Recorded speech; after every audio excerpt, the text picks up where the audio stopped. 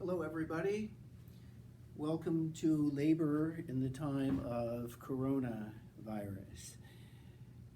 The first thing to say is I hope that you are all well and taking care of yourselves and your families or loved ones, and please do everything to stay safe. I am here in the, what do we call it, the Van Meter Hall, almost completely alone. I had almost to break into a classroom to make this video.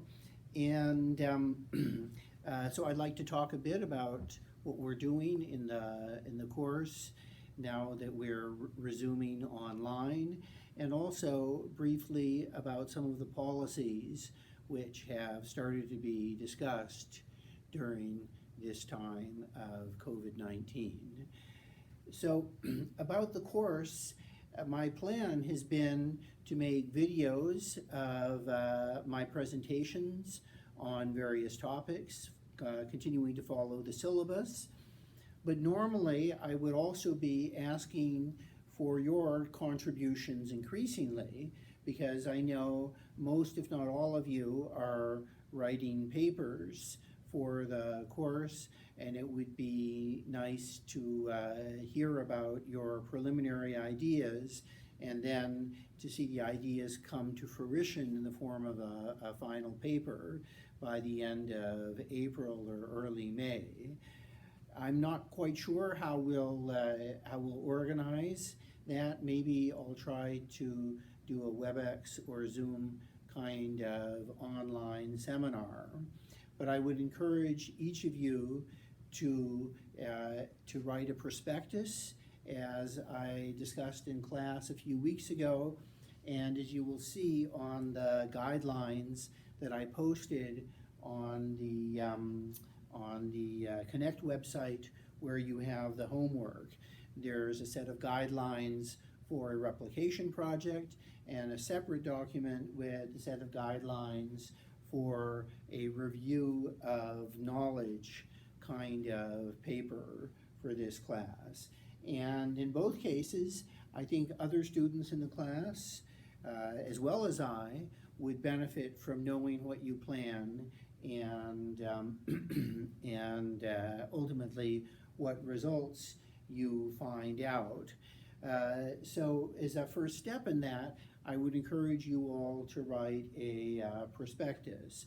This is, once again, a short document, just 1 to 2 pages long, that states the precise question that it is that you intend to answer, and explains how you will go about answering it. In the case of a replication project, that question is presumably coming from the original article that you are replicating, and it may in fact not be the entire question of that original article, but a specific one that you have chosen to focus on. In the case of a paper which is a review of knowledge, that question should be the question that you would like to learn about by reading research which has already been carried out, in order to try to assess, well, what is our state of knowledge about this particular question? And in the case of the replication project, you should be describing the data you plan to use, the methods you will use, maybe something about construction of the key variables. And in the case of a review of the state of knowledge kind of paper, you should provide at least a preliminary bibliography of papers that you will draw upon in trying to assess, well, what is the state of knowledge? And I suggest that you all try to write such a prospectus by the end of next week, which would be, let's see, today being the 23rd, what is that? That's going to be early April. Right, so say by April the 3rd, please email that to me. And tentatively, let's plan to, I will try to organize some WebEx or Zoom seminar at the usual class time at 4:30 on Monday, where you can each take a few minutes to describe your plans and get feedback from me and others in the class. Okay, let's see. So, labor in the time of coronavirus. There's been so much discussion, not only of health policies and of the situation with the virus and illness and morbidity and mortality, but also of labor market policies in the last couple of weeks. So, what are some of those policies?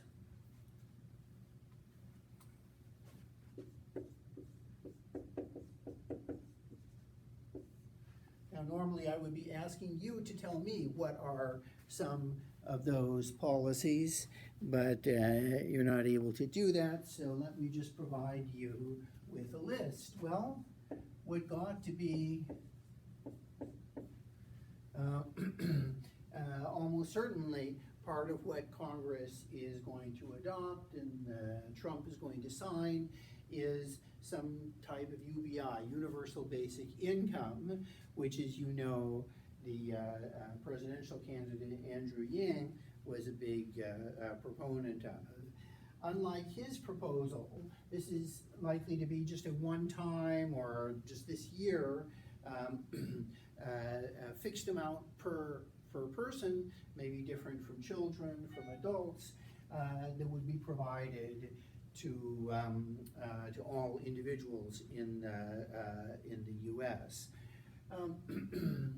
So this is basically providing lump sum cash grant to individuals, and we know how to analyze that with our labor-leisure choice diagram. So if prior to the grant, this is the individual's budget constraint, then after a grant of this amount, the new budget constraint is parallel and higher. And we know that such a program for working individuals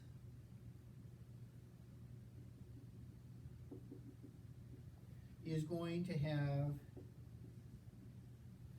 a positive effect on the consumption of leisure, as long as leisure is a normal good. So people will have some tendency to work fewer hours in response to the UBI. That's about the hours response for people who are working. What about for non-workers? So these are workers. For people who are not working initially, I'll draw the same kind of budget constraint. So if we have somebody who is not working, then that means that their reservation wage, their reservation wage, which is the slope of their indifference curve at the point of not working, that is of 0 hours of work, that slope is steeper than offered market wage. Well, in that case,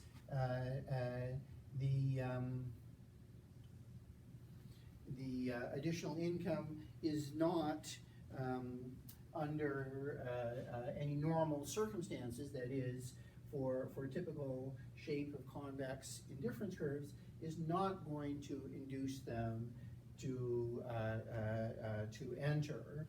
And so the theory predicts the effects of this program will be negative for hours, and some people may also exit, so employment may also fall. Now, you probably heard Andrew Yang argue, well, this theory doesn't really hold because people need this basic income in order to be able to work. And it's possible that the amounts that we're talking about are so small that it doesn't have much effect on people. It's also possible that people are not very responsive. Their elasticities are low. So perhaps leisure doesn't rise that much and hours of work don't fall by that much. It's also possible the participation effect is small. But those are questions about the magnitudes, not about the direction. The direction of the effects seems to be pretty clearly implied by theory and corroborated by empirical evidence. But I don't consider that to be as a problem with this policy when we're faced with the threat of a severe recession. This could be a useful policy to get money into people's hands, and so they spend, and it helps to buoy the macroeconomy. I think the problem with this program in the current situation is instead that it is poorly targeted. And actually that's also the same problem I would have had with it when Andrew Yang was arguing for it in the presidential debates a month ago and 2 months ago and 6 months ago. That is, that this program gives money to everybody regardless of their income, regardless of their needs. And so much of this is going to be wasted. We in this country and many other countries have what we call a social insurance system. The social insurance is intended to insure individuals and families for events that can occur that are not their fault. And these are supposed to be programs that however, provide such support only when this kind of event occurs. It doesn't provide it to everybody all the time. And so UBI is not a social insurance program. It would be providing income to everybody regardless of their circumstances. And in the case of the coronavirus, the effects on different people and different sectors, I mean the economic effects, of course the health effects are the primary ones we should worry about, but if we're thinking about the economic effects, they vary a lot across sectors. So we have sectors of the economy that are especially negatively affected.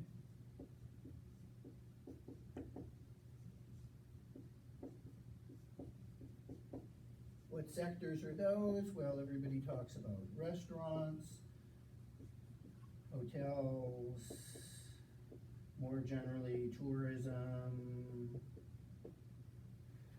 cruise ships. So it looks like we're going to bail out the cruise ship operators. Also, people in the arts, especially performing arts, musicians, actors, stagehands, stage managers, directors, ushers, but also not just in the performing arts, but visual artists as well. So there may be exhibitions that are canceled and things like this. Also the personal services.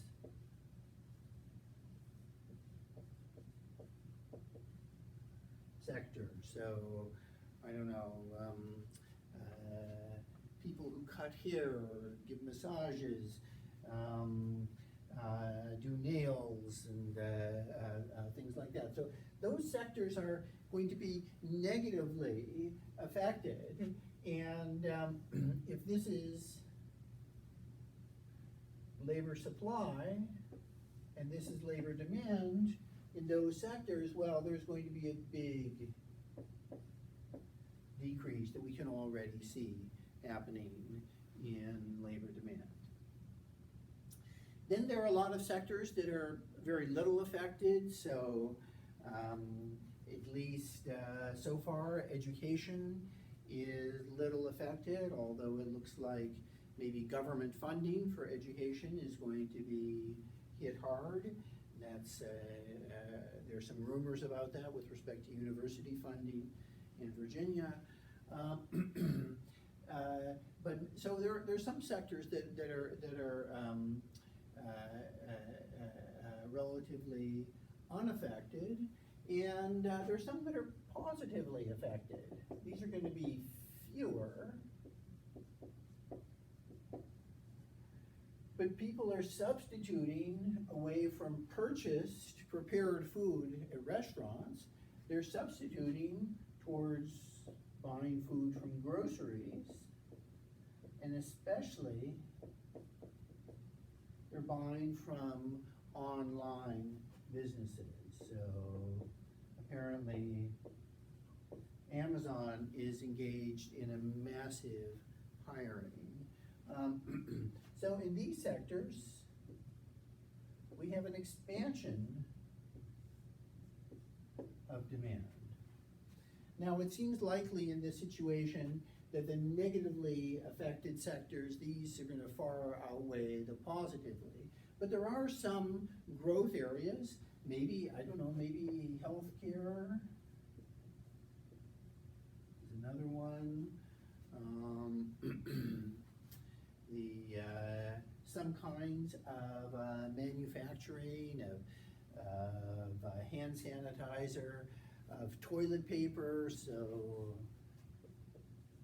it's a growth sector. As it used to be, everybody only kept a few spare rolls at home.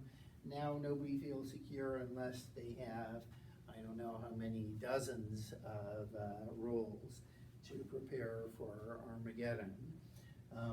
You wouldn't want to run out of toilet paper when the world is coming to an end. So what my point is here is that there is an uneven distribution of this shock across sectors and therefore across workers. And something like the UBI, it gives everybody $1,000 or $2,000 once, twice, or every month, like Andrew Yang had argued, doesn't take that at all into account. A second kind of policy that I've seen advocated is debt cancellation.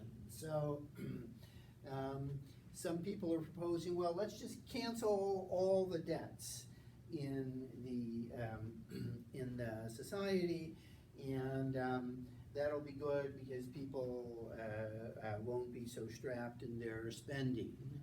And this fails, I think, on exactly the same grounds, or though maybe even worse, because so debt cancellation provides relief to people who have high debts.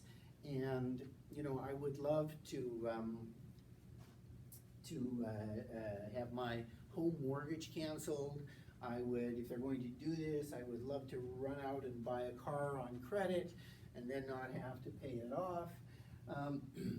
But this doesn't seem like a very wise policy for the long term if you're interested in expanding credit in the economy. And typically what happens in a recession is there's a contraction of credit.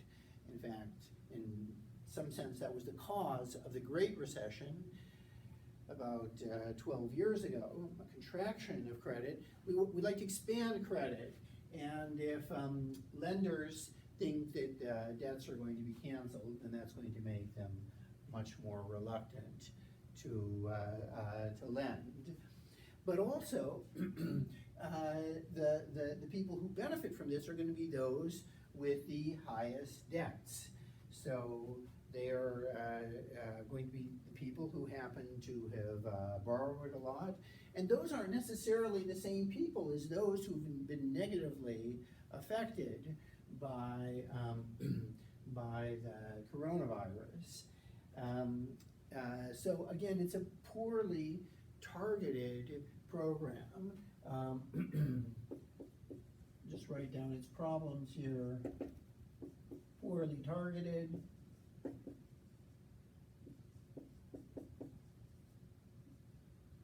And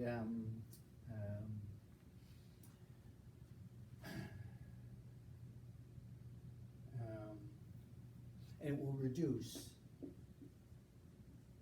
future credit access.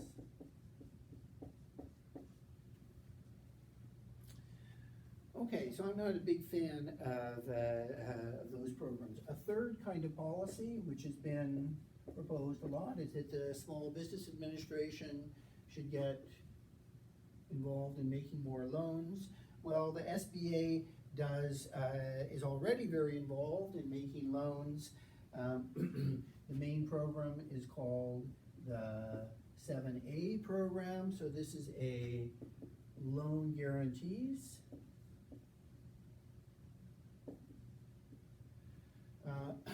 Program which has been, according to my own personal research, has been very effective at creating jobs in the U.S. economy.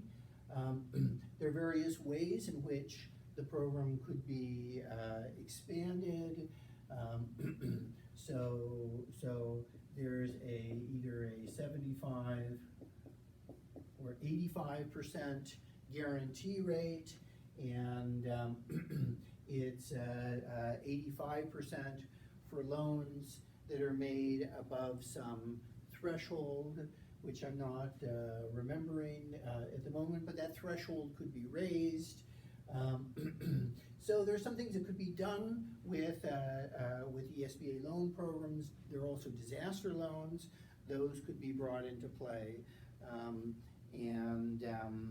I think that could be a good idea for small businesses in the service sector, like restaurants, that have been especially affected.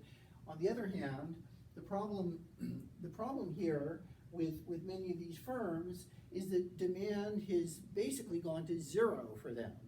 Okay, some restaurants can do some carry-out business, but I think it's a tiny fraction of the amount of revenue that they would get, that they were getting a month ago. Or same for personal services. I don't know, I haven't checked if the barber shops are open. That's going to become an issue for me personally pretty soon, as you might be have already noticed. But I suspect their demand has gone to almost zero. The Kennedy Center has canceled all concerts and opera and plays. So demand has gone to zero. So an SBA loan is usually made on the basis that a business is viable, that there's in fact, that it's even going to grow. Typical businesses who receive SBA loans are already growing, and the SBA loan just helps them to grow faster than they would have otherwise. That is to overcome some capital constraint that they have on their growth. And so it doesn't seem to me that this is really going to help that much for businesses that are just going to zero, who completely lost demand. Maybe if this is a shorter term, meaning, I don't know what a shorter term means now, a few weeks to a few months, maybe there will just be a revenue loss that these firms need to make up, and the SBA loan may help them tide over, so stretch out those losses.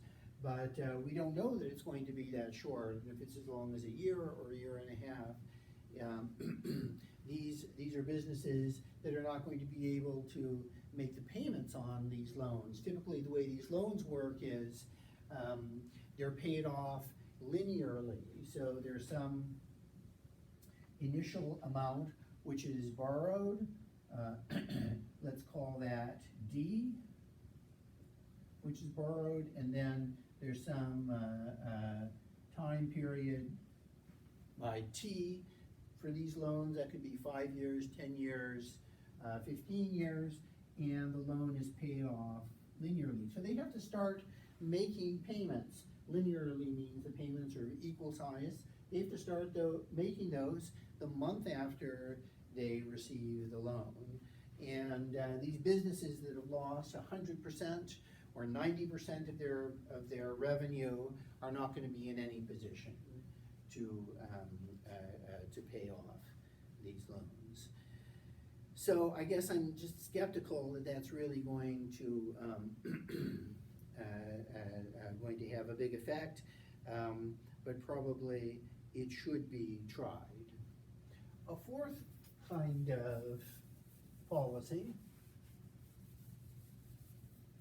has to do with UI, unemployment insurance. Unemployment insurance is a very important kind of social insurance policy. So it's one that kicks in. It works differently in different countries and in different states in the US, but in general in the US, people who are eligible for UI are those who have been laid off, that is, involuntarily lost their job for a reason which isn't a disciplinary reason. So the employer has to stipulate the reason why I let this employee go is because of insufficient demand, we're downsizing. Or it could be because of technological change, could be because of foreign competition. But UI is typically not available to people who quit their jobs voluntarily, nor is it available in the US to, say, students who are graduating from high school or graduating from college who have trouble finding jobs, nor for people who re-enter the labor force after being out of it for some years. So what are issues with UI? Well, one of the things that you'll hear talked about is the replacement rate. So the replacement rate is the fraction of a worker's former wages that are that he or she would receive as a benefit if they are eligible for unemployment insurance. So it's the ratio of the unemployment benefit to their former wage. This is something that varies across countries and states within the US as well. But one idea would be, well, this replacement rate could be raised. The idea about the replacement rate, the reason why it's less than 1 is because it is supposed to provide social insurance, but not encourage people to remain unemployed for longer than necessary. So, but in this situation now, where it's evident that people are losing jobs and have few prospects of becoming re-employed rapidly, maybe it's more important to give them a sufficient income to be able to live, to be able to continue to consume, to have those kind of macroeconomic effects, which would be desirable right now. A second kind of proposal is for extended benefits.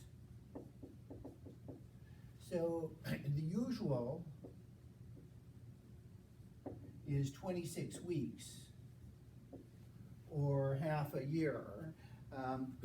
This was extended a great deal during the Great Recession for to up to 2 years of benefits in some states, but it's quite common for it to be extended at least for another 13 weeks, so another quarter of the year, or for up to 52 weeks. So extending benefits may be a good idea. Usually, extension is conditional on the state level unemployment rate. So if the state unemployment rate goes beyond some level, so I think one proposal I read said above 5%, then you would have extended benefits for another 13 weeks, with the idea being that the higher the unemployment rate is, then the harder it is for people to find jobs. Another kind of extension would be to self-employed people, many who are not eligible for UI, and more generally contractors or gig workers.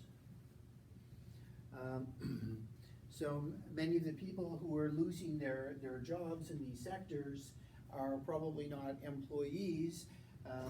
They may not have been making contributions into the UI system, so they may not be covered, but maybe in this circumstance, it would make sense to extend the UI system in order to cover them. There's also the possibility of what's sometimes called partial UI. Partial unemployment insurance means that people work partly, they work part-time, and they get part covered by unemployment insurance. I think in that, even though I think this is often a very good policy, it was adopted to some extent during the Great Recession, and it was quite valuable then because many people had their hours cut. But I think probably what's going on in this crisis is more people are losing their jobs entirely. It's not that, it's not that the restaurant is going to cut everybody's hours by 10% or 20%, which could be a big shock to their income in normal times. Instead, they have no revenue at all, and so basically hours are being cut to zero. So partial UI is less relevant in this situation, it seems to me. Another proposal has been concerns the search requirements to be eligible for unemployment insurance. So the eligibility usually requires demonstrating that an individual is actually searching for a job. Sometimes the Labor Department office will actually find a vacancy open and essentially require the benefit recipient to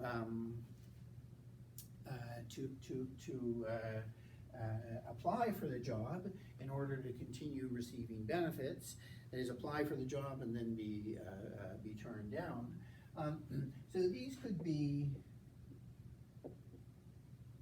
waived temporarily. So in a situation where many people in the same sector are losing jobs, so a restaurant cook whose skills are entirely focused on cooking, suddenly there's some demand only for takeout food, but there are many fewer jobs as cooks available, and such a worker might have trouble demonstrating that they found vacancies that they could apply for. So that would reduce some of the burden on UI recipients. Okay, a fifth policy, which has been under discussion, is paid sick leave. So paid sick leave I actually mentioned in passing, I believe, a few weeks ago when we were talking about mandated benefits.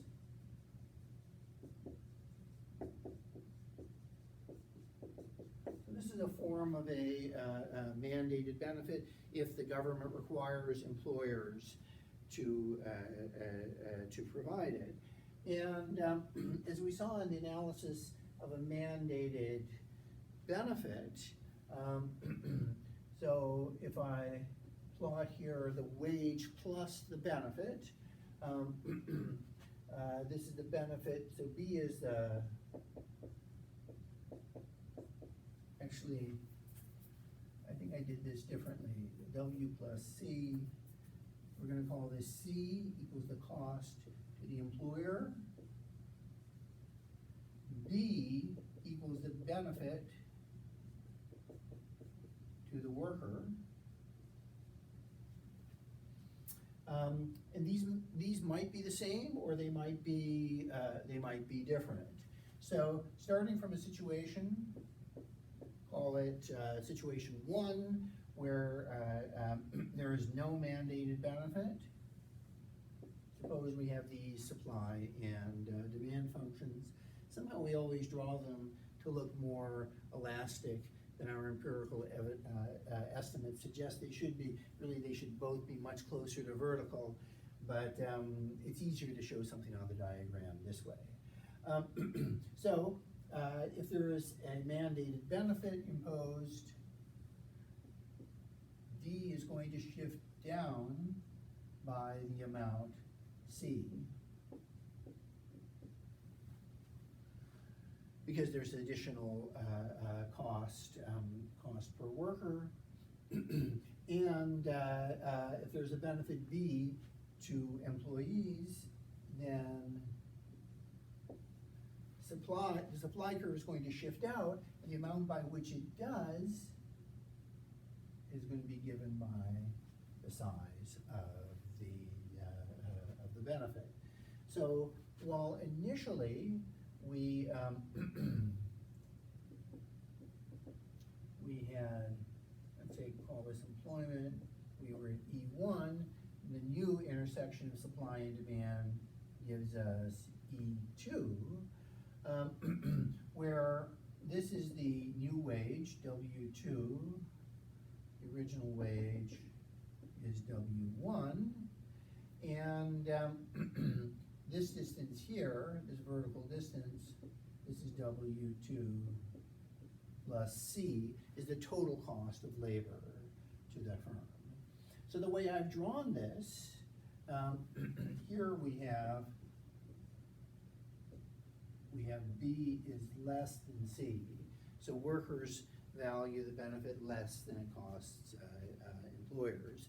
We don't know that empirically. Maybe B is equal to C. If B is equal to C, then as we discussed in the case of where we were talking about other kinds of mandated benefits such as health insurance or the Family Medical Leave Act, FMLA, then there's going to be no effect on employment, and there will just be a different division of compensation between cash wage and a fringe or in-kind benefit. It's even possible that workers value the benefit more than employers do. But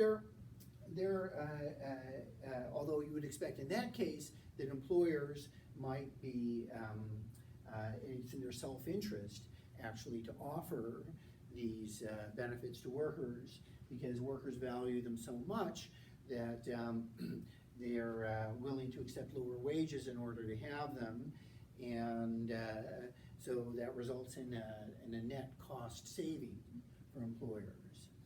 But there are a couple of other considerations that matter here. So the first one is that in the case of paid sick leave, there's an externality. So this analysis, if we were to think about it in welfare terms, assumes that all costs are to the employer and all benefits are to the worker.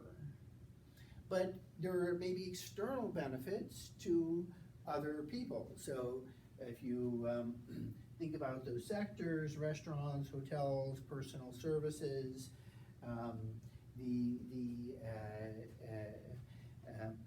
the benefits to the worker of paid leave also accrue to customers who work with, who would have interacted with a sick employee. So what's relevant is not just the benefit to the worker, but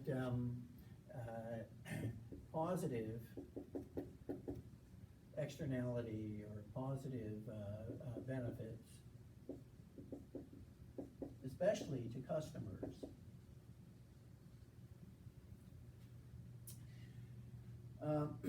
And the other consideration is that maybe private markets left to themselves provide an insufficient level of paid sick leave. So this might be a reason to mandate it, because maybe workers are shy about expressing a demand for paid sick leave. This is particularly true in the absence of unions. Where there are unions present in the workforce, you always find paid sick leave.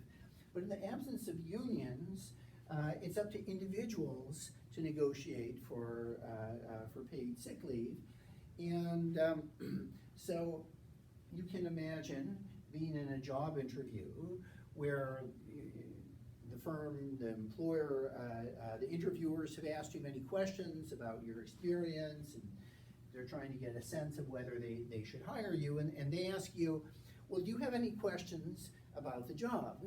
And if you say, well, I'd like to know about paid sick leave, maybe the interviewers are going to think, that's kind of funny. Why are they interested in paid sick leave? It's similar for vacation. And I've heard this argument made with respect to mandated vacation time in paid vacation in the US compared with other countries. You know, in the US is unusual in not having a mandated sick leave, and also in not having mandated vacation. So if you ask in the job interview, how much vacation do I get? The employer and the interviewers may think this is somebody who's not very hardworking, or maybe they know they're going to use their sick leave a lot, and so you might be less likely to get the job. There's a kind of an adverse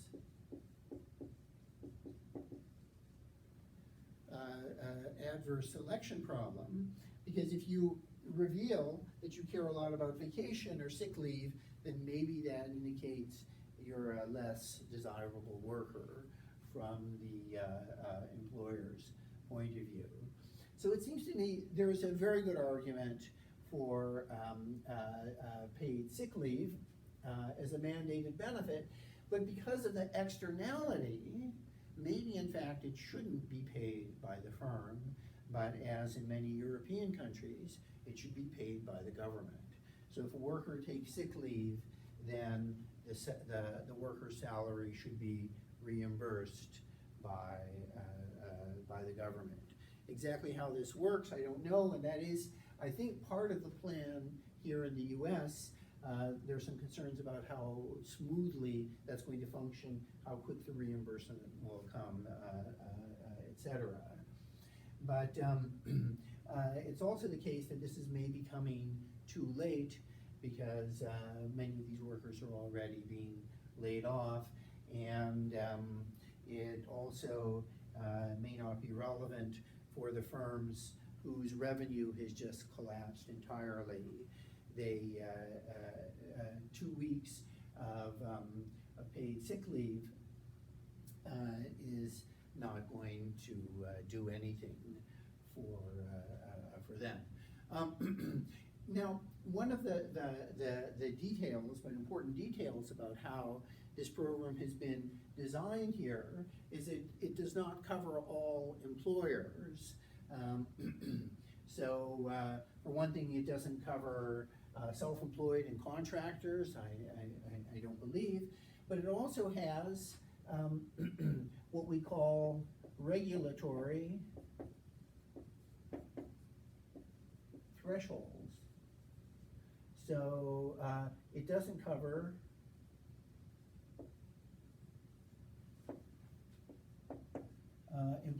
employers. These are firms with less than 50 employees and more than 500. And the rationale, as I understand it, for not covering the large ones is that many of those already have paid sick leave, but their paid sick leave may not be as we could say generous or as long as it is in the program. In the program, I believe it's only 2 weeks, and many large employers have less sick leave than that. And for covering the small ones, we have the usual argument, well, small employers have difficulty bearing these costs, but if the costs are going to be paid ultimately by the government, then that doesn't really seem to hold. And what this does then is introduce some jumps in costs around these thresholds. So if I plot here, these are different levels of employment. Say this is 50, this is 500, so this is obviously not to scale. And we have total labor cost. If I plot total labor cost, it might be rising like this, so with the slope of the wage rate up to 50 employees, and then at 50 employees, it's going to jump. There's going to be a jump because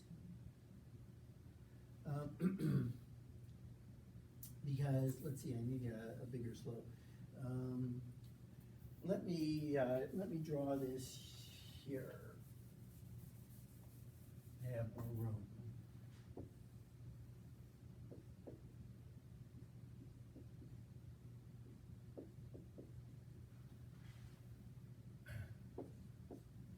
So cost, so this is going to be W plus the cash wage plus the cost of the benefit times employment. So here we have slope of W. And then there's going to be a jump to a higher level because all those people have to be covered in a higher slope up to 500. So this is going to be slope equals W plus C. And then there's going to be this is going to be, again, with the slope of W. So what you might expect then is that firms that are close to the threshold are going to reduce employment to get below the threshold. I'm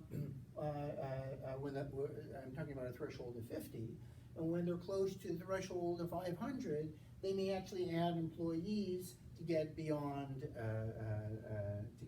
that threshold, so that they don't have to offer this benefit.